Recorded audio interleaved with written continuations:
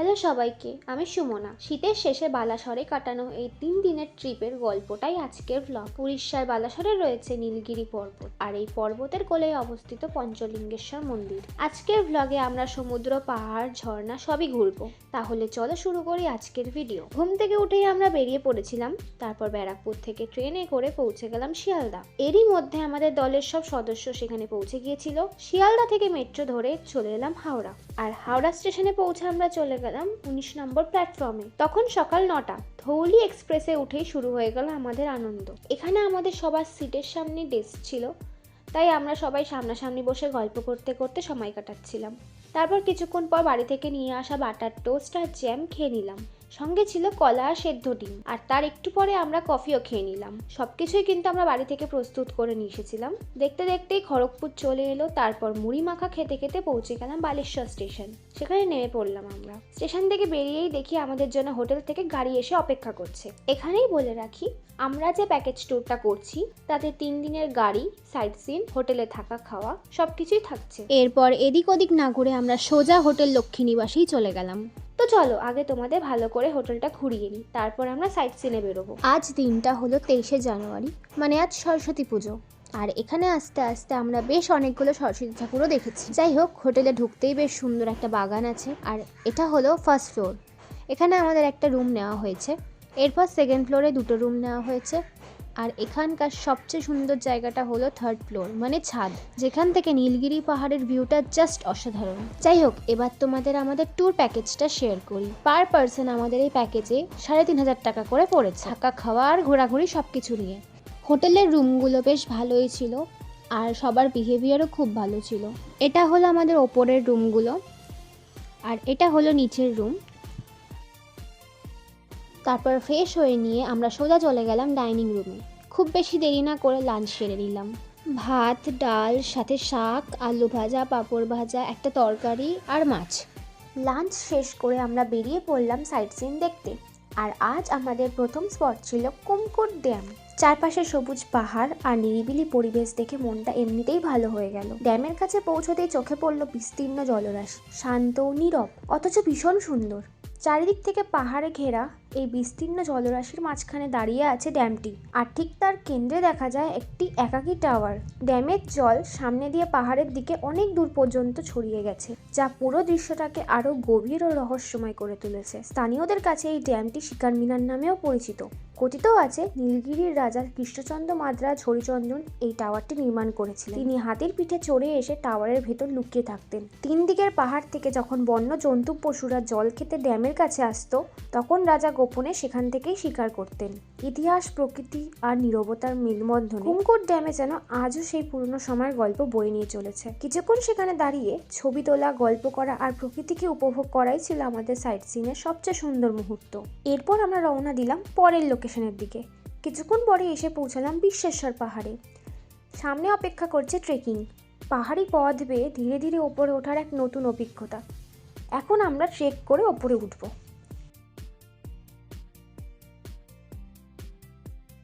আমার জন্য দাঁড়াও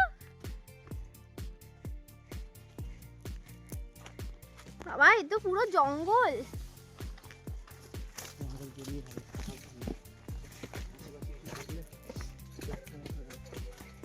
ট্রেকিং করছি গাইস, ট্রেকিং।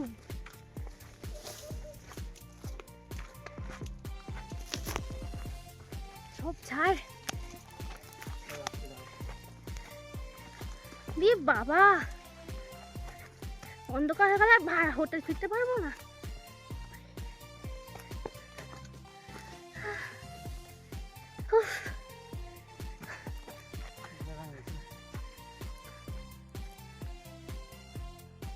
বিশ্বেশ্বর পাহাড় থেকে নামতে নামতে চারপাশে বেশ খানিকটা অন্ধকার নেমে এসেছিল। দিনের আলো ফুরিয়ে আসায় আমরা আবার হোটেলে ফিরে আসছিলাম।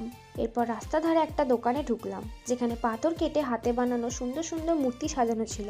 শিল্পীর নিপুণ কাজে তৈরি সেই মূর্তিগুলো চোখে পড়ার মতোই ছিল। সেখান থেকে বেরিয়ে আমরা সরাসরি হোটেলের পথে রওনা দিলাম। হোটেলে ফিরে সন্ধ্যায় হালকা নাস্তা সেরে নিয়ে দিন শেষের ক্লান্তিটুকু একটু আরামে ঝেড়ে ফেললাম।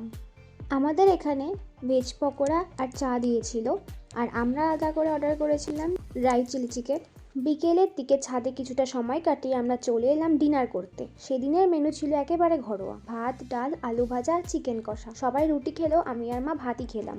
এভাবেই গল্প আর হাসি মজার মধ্যে দিয়ে আমাদের প্রথম দিনটা সুন্দরভাবে কেটে গেল। এবার আসি দ্বিতীয় দিনের কথায়। সকালে ঘুম থেকে উঠে ফ্রেশ হয়ে রেডি হয়ে নিলাম। তারপর ব্যালকনিতে বসে পাহাড়ের অপূর্ব দৃশ্য উপভোগ করতে করতে চা বিস্কুট খেলাম। সেই শান্ত সকালটাই যেন পুরো দিনের জন্য মনটাকে ভালো করে দিল। এরপর আমরা বেরিয়ে পড়লাম একটি সাইট সিনের উদ্দেশ্যে। তোমরা এতক্ষণে নিশ্চয়ই বুঝেই গেছো আমরা এসেছি একটা মন্দিরে পুজো দিতে। হ্যাঁ, আমরা এখন পঞ্চলিঙ্গেশ্বর মন্দিরে। কাছের একটি দোকান থেকে পুজোর ডালা কিনে নিয়ে শুরু করলাম ওপরে ওঠা। মোট 311টা সিঁড়ি পেরিয়ে যখন মন্দিরে পৌঁছালাম তখন দেখলাম সেখানে বেশ লম্বা লাইন পড়ে আছে। তবু মনে একরাশ ভক্তি আর উত্তেজনা নিয়েই আমরা অপেক্ষা করতে লাগলাম। কথিত আছে মহাভারতের যুগে পাণ্ডবরা তাদের বনবাসের সময় এই পাহাড়ি অঞ্চলে এসে কিছুদিনের জন্য অবস্থান করেছিলেন। সেই সময় তারা ভগবান শিবের আশীর্বাদ লাভের জন্য গভীরভাবে শিব আরাধনা করতেন। তখন থেকে এখানে থাকা 5টি শিবলিঙ্গের পুজো শুরু। এই শিবলিঙ্গগুলো কিন্তু মানুষের হাতে তৈরি নয়। পাহাড় থেকে নেমে আসা একটা ছোট্ট ঝর্ণার ঠিক নিচেই প্রাকৃতিকভাবে 5টি লিঙ্গ অবস্থান করছে। পাণ্ডবরা প্রতিদিন ওই ঝর্ণার পরিষ্কার জল দিয়েই শিবলিঙ্গগুলোর ওপর জল ঢালতেন। খুব সাধারণভাবে কিন্তু গভীর ভক্তি নিয়ে তাদের পুজো চলতো। আজও সেই একইভাবে পুজো করা হয়। সারা বছর ঝর্ণার জল শিবলিঙ্গগুলোর ওপর দিয়ে বয়ে চলে। ভক্তদের বিশ্বাস এই জলের মধ্যেই রয়েছে শিবের আশীর্বাদ। এই কারণেই পঞ্চলিঙ্গেশ্বর মন্দির শুধু একটি মন্দির নয়, ভক্তি আর বিশ্বাসে ভরা একটি পবিত্র স্থান। তারপর আমরা সেই ঝর্ণার দিকে এগিয়ে গেলাম। ঝর্ণার ঠান্ডা জল অবিরাম বয়ে চলেছে। তার মাঝ দিয়েই ভিতরের দিকে হাত বাড়িয়ে শিবলিঙ্গ স্পর্শ করলাম। সেই মুহূর্তে মনে এক গভীর শান্তি নেমে এলো। বাইরে ভক্তদের ভিড় থাকলেও ভিতরে দাঁড়িয়ে থাকা সেই কয়েক সেকেন্ড ছিল একেবারে আলাদা অনুভূতি। জলের ধারার সঙ্গে মিশে থাকা শিবলিঙ্গ ছুঁয়ে মনে হচ্ছিল যেন সমস্ত ক্লান্তি ধুয়ে মুছে চলে যাচ্ছে। বিশ্বাস আর ভক্তির সেই নীরব মুহূর্তটা আজও মনে গেঁথে আছে। পুজো শেষ করে আমরা আবার হোটেলে ফিরে এলাম আর তারপর সবাই রেডি হয়ে নিলাম। আর আজ আমি শাড়ি পরবো বলে ঠিক করেছিলাম, তাই অন্যরা যখন ব্রেকফাস্ট অলরেডি সেরে ফেলেছে আমি তখনও রেডি হচ্ছিলাম। আর তারপর মা এসে আমাকে নিজের হাতে খাইয়ে দিল। সেদিনের ব্রেকফাস্ট ছিল গরম গরম লুচি আর আলুর তরকারি, সঙ্গে ছিল ওখানকার স্পেশাল ছিনাপোড়া আর রসগোল্লা। তাড়াতাড়ি খেয়ে রেডি হয়ে নিলাম আমরা, তারপর বেরিয়ে পড়লাম। গাড়িতে উঠেই আমরা কিছু চিপস আর কোল্ড ড্রিঙ্কস কিনে নিলাম। এরপর রওনা দিলাম দেবকুণ্ড ওয়াটারফলসের দিকে। সেখানে পৌঁছে ঢোকার টিকিট কাটতে হয়, আর আমাদের নিজেদের গাড়ি ভিতরে যাওয়ার অনুমতি ছিল না, তাই টিকিট কেটে ওখানকার গাড়িতেই জঙ্গলের ভেতর দিয়ে যেতে হয়েছিল। সেই গাড়িতে বসে জঙ্গল সাফারি করতে করতে সামনে এগিয়ে চললাম। চারপাশে সবুজ গাছপালা, নিরিবিলি পরিবেশ, যা পুরো যাত্রাটাকে আরোই রোমাঞ্চকর করে তুলছিল। তারপর কিছুটা রাস্তা গাড়িতে যাওয়ার পর বাকিটা পথ আমাদের হেঁটেই পাড়ি দিতে হয়েছিল ওয়াটারফলসের দিকে। এরপর ওয়াটারফলসের পাশ দিয়ে কিছুটা সিঁড়ি বেয়ে ওপরে উঠে একটি ছোট মন্দির দেখা যায়। সেই মন্দিরের দিক থেকে পাহাড়ের বুক চিরে ঝর্ণার জল নেমে আসে। মন্দির আর জলপ্রপাতের এই দুই মিলনে জায়গাটার পরিবেশ আরো পবিত্র আর শান্ত মনে হয়। দেবকুণ্ড ওয়াটারফলস ঘোরা শেষ করে আমরা আবার গাড়িতে উঠে বেরোনোর পথে রওনা দিলাম। আর বলে দিই, এখানে পার পার্সন এন্ট্রি ফি ছিল 70 টাকা। এরপর আমরা দেবকুণ্ড ওয়াটারফলস থেকে বেরিয়ে পড়লাম। বেরোনোর পথে আমাকে আইসক্রিম আর চিপস কিনে দেওয়া হলো। আর যেহেতু তখন লাঞ্চ টাইম হয়ে গিয়েছিল, তাই হোটেল থেকে পার্সেল করে দেওয়া ফ্রাইড রাইস আর ডিম কষা গাড়িতেই খেয়ে নিলাম। গাড়িতে বসে খেতে খেতে একেবারে পিকনিক ফিল হচ্ছিল। জানালার বাইরে প্রকৃতির দৃশ্য, হাতে খাবার, সঙ্গে হাসি ঠাট্টা, সব মিলিয়ে মুহূর্তটা ছিল ভীষণ মজার আর মনে রাখার মতো। খাওয়া দাওয়া শেষ করে আমরা আবার রওনা দিলাম পরবর্তী লোকেশনের উদ্দেশ্যে। কিছুক্ষণ পরে এসে পৌঁছালাম আমাদের পরের গন্তব্য কালো ড্যামে। আমরা সানসেটের সময় গিয়েছিলাম। তখন আকাশটা হালকা নীল আর পরিষ্কার ছিল, আর সূর্যের আলো জলের ওপর পড়ছিল। ড্যামের ওপর দাঁড়িয়ে চারপাশের জল আর দূরের পাহাড় দেখা যাচ্ছিল। খুব বেশি ভিড় ছিল না জায়গাটায়, তাই মোটামুটি শান্তই লাগছিল। কিছুক্ষণ হাঁটাহাঁটি করে ছবি তুলে আমরা জায়গাটাকে ঘুরে দেখলাম। তারপর কালো ড্যাম থেকে বেরিয়ে পরবর্তী লোকেশনে গেলাম। পথে যেতে যেতে সন্ধ্যা নেমে এসেছিল। এরপর আমরা পৌঁছালাম নীলগিরি জগন্নাথ মন্দিরে। মন্দিরের ভিতরে ভিডিও করা নিষেধ ছিল, তাই বেশি কিছু রেকর্ড করা হয়নি। তবে মন্দিরের পরিবেশ আর সাজসজ্জা আমাদের ভীষণ ভালো লেগেছিল। মন্দিরের পাশে একটা পুরনো রাজবাড়িও ছিল, আমরা সেখানেও ঢুকে দেখলাম। রাজবাড়িটি এখন বন্ধ এবং অর্ধেক অংশ প্রায় ধ্বংসই হয়ে গেছে। তবুও ভেতরের মন্দিরে এখনো নিয়মিত পুজো ও কীর্তন হয়। সামনে একটা পুরনো কুয়োও ছিল, আর এক কোণে একটি পবিত্র গুহাও দেখা গেল, যেটা দেখে খুবই ভয় লাগছিল। তাই বেশিক্ষণ না থেকে আমরা সেখান থেকে বেরিয়ে এলাম। এরপর কিছু বাড়ির জন্য কেনাকাটা করে আমরা গাড়িতে উঠে হোটেলে ফিরে এলাম। সেদিনের সন্ধ্যার নাস্তা ছিল চিকেন পকোড়া। আমাদের হোটেলটা বেশ সুন্দরই ছিল, তাই সন্ধেবেলা ছাদে বসে সময় কাটাতে বেশ ভালো লাগছিল।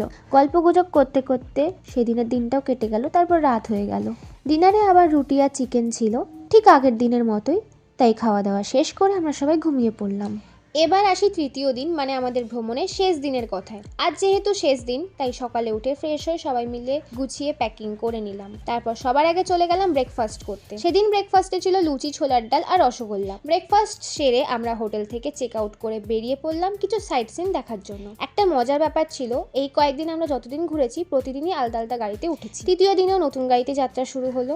সবার আগে আমরা পৌঁছে গেলাম ইমামি জগন্নাথ মন্দিরে। সেখান থেকেই আমাদের শেষ দিনের ঘোরাঘুরি শুরু। উড়িষ্যা বালেশ্বর জেলার বালগোপালপুরে অবস্থিত ইমামি জগন্নাথ মন্দিরটি এক অনন্ত সুন্দর ও সুপরিচিত তীর্থস্থান। শ্রী রঘুনাথ মহাপাত্র মহাশয়ের নেতৃত্বে 2015 সালে প্রায় 3.5 একর জমির ওপর এই মন্দিরটি প্রতিষ্ঠিত হয়। মন্দিরের গর্ভগৃহে বিরাজমান রয়েছেন জগন্নাথ দেব। এছাড়াও মন্দির প্রাঙ্গণে শিব, মা লক্ষ্মী, মা বিমলা, গণেশ এবং বজরংবলী সহ আরো 5টি আলাদা আলাদা মন্দির রয়েছে। প্রায় 78 ফুট উঁচু এই মন্দিরটি লাল পাথর দিয়ে নির্মিত, আর এর চূড়ায় অষ্টধাতু দিয়ে তৈরি নীলাচক্র স্থাপিত রয়েছে। পুরীর জগন্নাথ মন্দিরের মতোই এই মন্দিরটিও অত্যন্ত জাগ্রত বলে ভক্তদের বিশ্বাস। আমরা যখন গিয়েছিলাম তখন এখানে খিচুড়ি প্রসাদ দেওয়া হচ্ছিল, যা পেয়ে আমাদের খুব ভালো লেগেছিল। ভক্তি আর শান্ত পরিবেশ মিলিয়ে ইমামি জগন্নাথ মন্দির আমাদের শেষ দিনের ভ্রমণকে আরো সুন্দর করে তুলেছিল। এরপর আমরা সেখান থেকে বেরিয়ে পৌঁছে গেলাম ক্ষীরচোরা গোপীনাথ মন্দিরে। শোনা যায় প্রায় 500 বছর আগে শ্রী মাধবেন্দ্র পুরী যখন বৃন্দাবন থেকে উড়িষ্যা এসেছিলেন, তখন এই মন্দিরে থাকা ভগবান গোপীনাথকে দেখে তিনি ভীষণ মুগ্ধ হয়ে যান। ভক্ত ভরে প্রার্থনা করার সময় ভগবানের সামনে রাখা ক্ষীর ভোগ দেখে তার মনে ইচ্ছে হয় একবার সেই প্রসাদ চেখে দেখতে। সেই রাতেই মন্দিরের পূজারী স্বপ্নে দেখেন ভগবান গোপীনাথ নিজের পোশাক দিয়ে ঢেকে একটি ক্ষীর ভোগের বাটি লুকিয়ে রেখেছেন এবং তা শ্রী মাধবেন্দ্র পুরীকে দিতে বলছেন। পরদিন সকালে পূজারী সেই লুকোনো ক্ষীরভোগটি খুঁজে পান এবং শ্রী মাধবেন্দ্র পুরীর হাতে তুলে দেন। এই অলৌকিক ঘটনার পর থেকেই এই মন্দিরের নাম হয় ক্ষীরচোরা গোপীনাথ মন্দির। তারপর এই মন্দির থেকে বেরিয়ে আমরা পরের লোকেশনের দিকে রওনা দিলাম চাঁদিপুর সি বিচে। সত্যি বলতে কি, বালেশ্বর এমন একটা জায়গা যেখানে পাহাড়, ঝর্ণা, সমুদ্র সবকিছুরই স্বাদ একসঙ্গে পাওয়া যায়। এই 3 দিনের ট্রিপে আমরা 3টেই ঘুরে ফেলেছিলাম, ভাবতেই ভালো লাগছিল। চাঁদিপুরে এসে আরও একটা জায়গায় যাওয়ার প্ল্যান ছিল, কিন্তু হাতে সময় কম থাকায় সেটা আর হয়ে ওঠেনি। বরং আমরা ঠিক করলাম বাকি সময়টা সমুদ্রের পাশেই কাটাবো। সমুদ্রের হাওয়া গায়ে মেখে ঢেউয়ের শব্দ শুনতে শুনতে মোমো আর কর্ন খেতে খেতে বেশ ভালোই সময় কেটে গেল। এরপর সময় কম থাকায় কাছেই একটা জায়গায় তাড়াতাড়ি লাঞ্চ সেরে নিলাম। লাঞ্চ শেষ করে আবার গাড়িতে উঠে স্টেশনের দিকে রওনা দিলাম। স্টেশনে পৌঁছে ধৌলি এক্সপ্রেসে উঠলাম। যদিও ট্রেনটা প্রায় 1.5 ঘন্টা লেট ছিল। আরও একটা ঝামেলা হলো, সেদিন সানডে হওয়ায় হঠাৎ অ্যানাউন্স করা হয় ট্রেন হাওড়া পর্যন্ত যাবে না, সাঁতরাগাছি পর্যন্তই যাবে। তাই সাঁতরাগাছি থেকে লোকাল ট্রেন ধরে হাওড়া যেতে হলো। তারপর মেট্রো করে আগের দিনের মতোই আমরা নিজেদের পথে এগোলাম। মাঝে রিমিকে আমি আগেই আমার একটা বন্ধু বাড়িতে রেখে এসেছিলাম, তাই ফেরার পথে সেখান থেকে রিমিকে নিয়ে আসলাম। এরপর সেখান থেকে ক্যাব বুক করে আমরা সবাই বাড়ির উদ্দেশ্যে রওনা দিলাম। তখন ঘড়িতে রাত 11:30। এভাবেই নানা স্মৃতি, হাসি আর অভিজ্ঞতা নিয়ে আমাদের 3 দিনের ট্রিপটা সুন্দরভাবে শেষ হলো।